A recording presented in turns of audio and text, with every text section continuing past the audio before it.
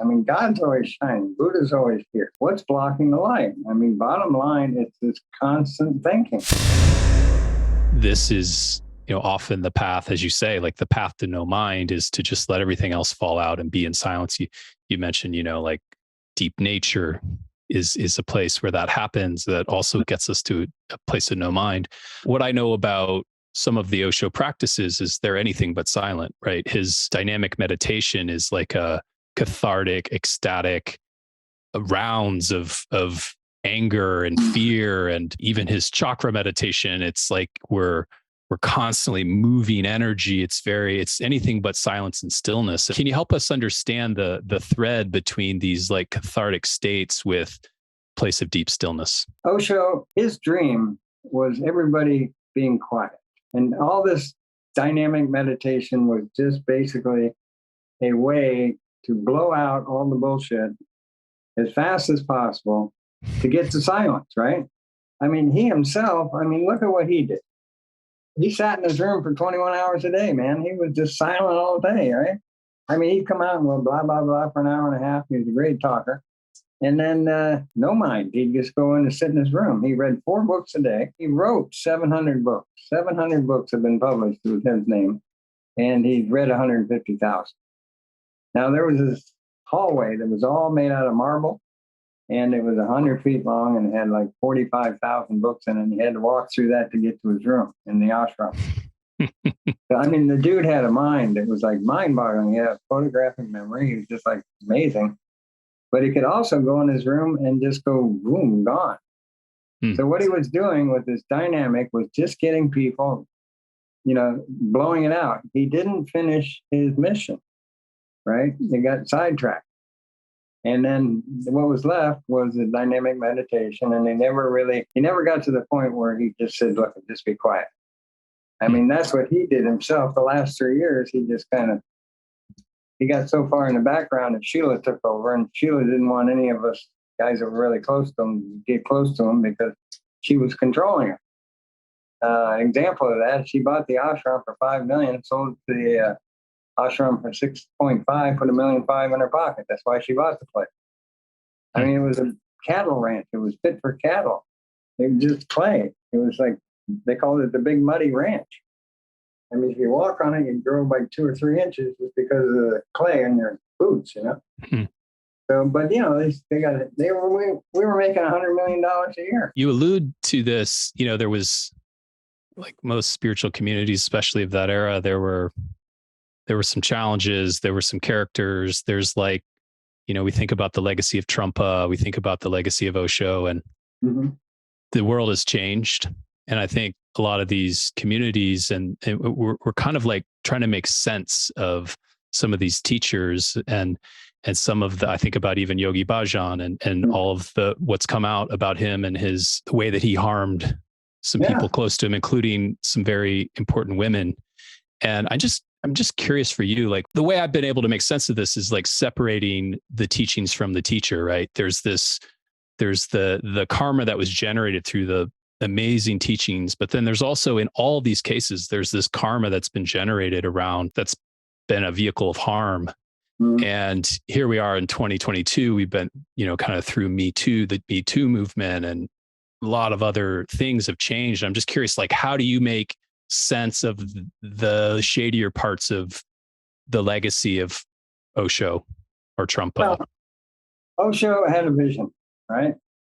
And he had access to the field of no mind. That's enough for me. I feel sorry that he didn't fulfill his mission. I think that he made some radical mistakes.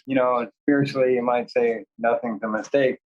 But I've just simplified the hell out of it. I'm just saying, just get rid of all this spiritual, materialistic bullshit.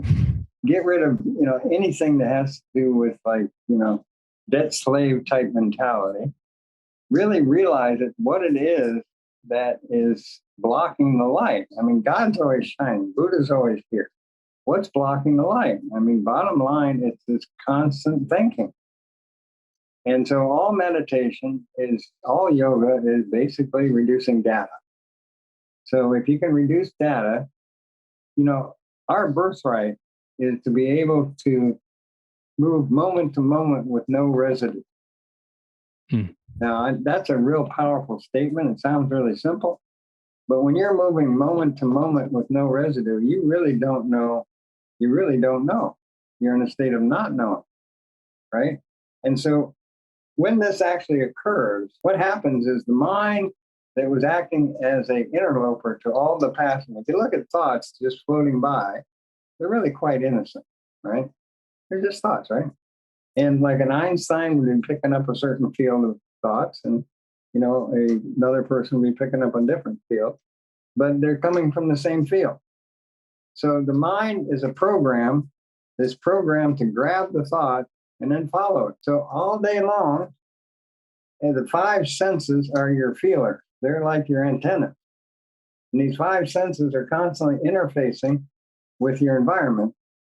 And the mind, the unawakened mind, is acting like it's on the top of a pyramid. And these thoughts are floating by, and the mind grabs the thought and then follows it. Now, at the base of this pyramid are the senses, five senses, right? So with awakening, what happens is the mind stops being an interloper. It stops being the director. It stops being the organizer. It stops being the boss, right? And it then falls back naturally in line with the other senses. So now it's a sixth sense. So when there's an actual demand from the outside, because at this point, there's no inside. There's no me, right? So there's no demand. So most of these awakened people could just sit and look at the fan for a couple hours and wouldn't be any big deal, right?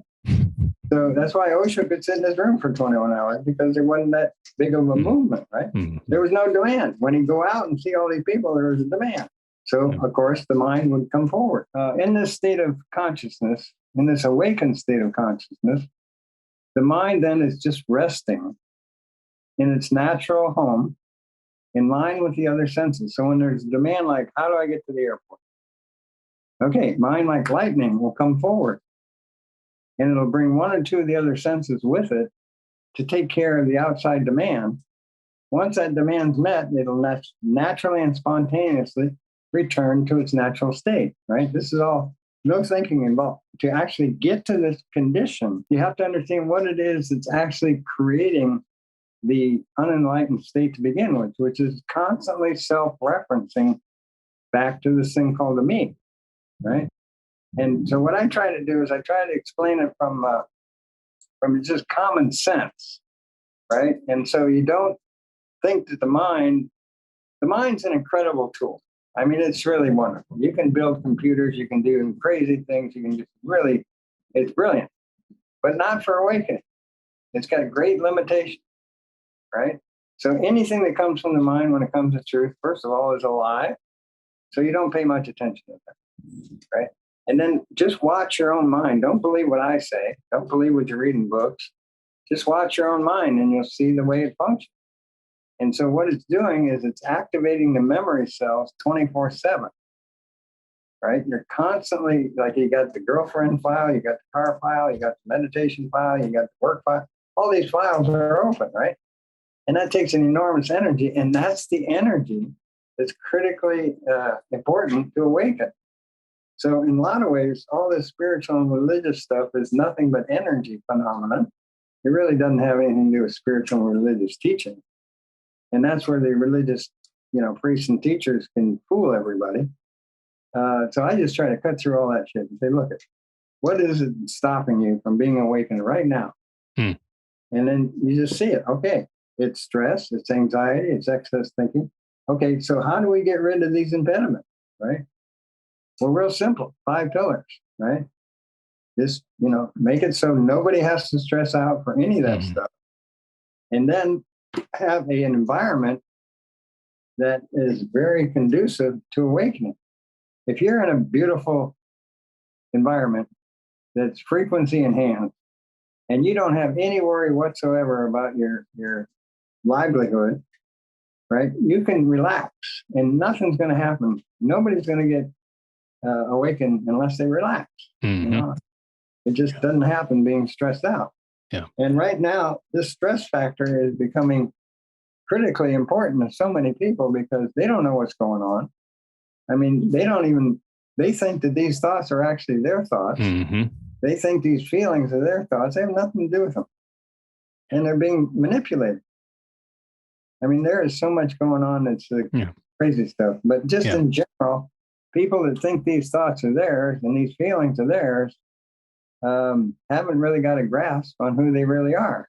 I mean, they're just floating by. They're all passing phenomenon, right? Yeah.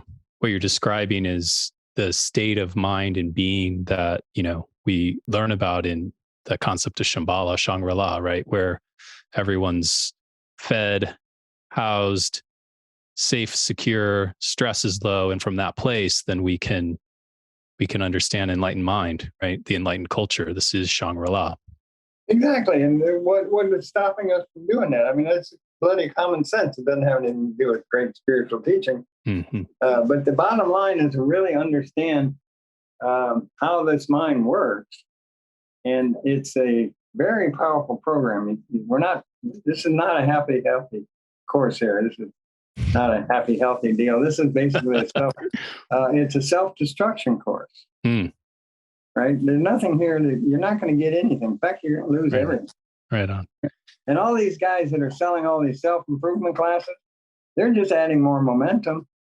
Now you think it's holy, and then you get, I'm not going to go out and get me a Rolls Royce. I'm not going to get me a big car. Now I'm going to go out and get me God, right? Mm-hmm. Right. But the ego, the self, it'll say, fine, just keep going, man. Chase something, right? So what they're doing is just replacing one illusion with another illusion, right? And they think they're going to get something out of it, right? At some point, you got to stop. You got to cease.